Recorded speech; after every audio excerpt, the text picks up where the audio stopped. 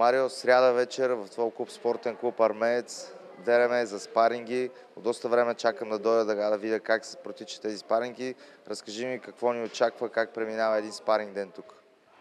Ами като цяло всички знаят, че спарингите в нашата зала са доста тежки. Смисъл такъв, че играе се с максимална екипировка. Смисъл минимум 14 унции ръкавици, каски, дебели протектори, на коленки и боя си е бой. Смисъл така, както искаш да играеш на матч, а не да се лъжеме, че играем спаринг и после да сгънеме чадърите.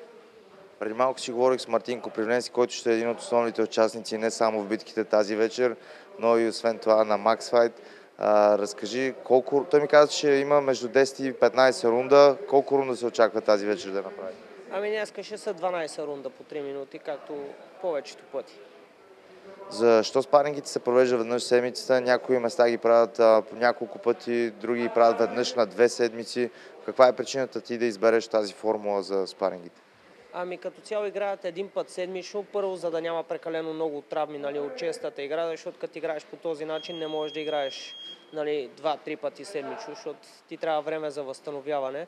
А пък на 2 седмици веднъж не мога да си позволя да игра толкова рядко, защото различните състезатели се готвят за различни събития по различно време.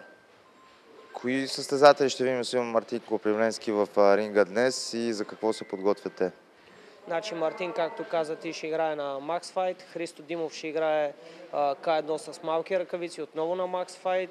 Другия, който ще видите по-интересен състезател е Даниел Гецов, който участва на кастингите за Бернакъл, в смисъл за BKFC в края на годината. Но преди това се надявам, че ще направи един-два матча с малки ръкавици, защото той не е играл от 2 години.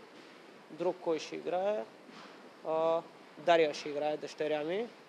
Тя също ще се включи сега в спарингите и ще участва също на Max Fight.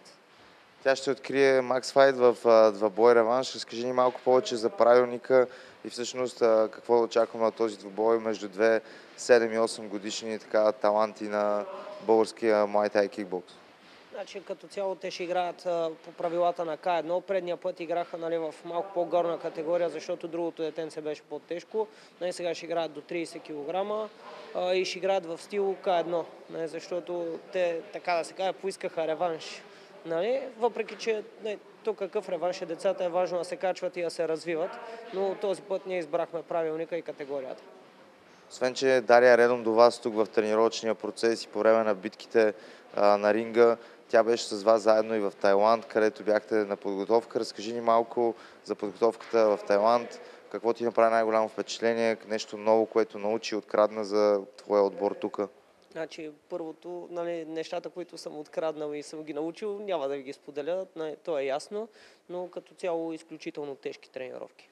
Наистина много тежки тренировки, тренират по коренно различен начин от нас и наистина оцеляват само най-добрите и тези, които го правят с сърце. Разучил ли си съперника на Мартин Копривненски за предстоящата битка? Какво може да се очаква от него? Ами в момента не мога да ти дам точна информация, защото го смениха на съвсем скоро пак. В смисъл даже не са ми потвърдили съперника му, защото този, с който трябваше да играе, си е спукал ръката или нещо от сорта и пропадна мача. Но ще е глупаво да казвам, че знам какво се случва в момента.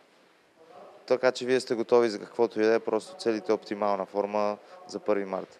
Да, на 100% сме готови за каквото и да е и след това ще има нещо доста по-голямо за него, така че.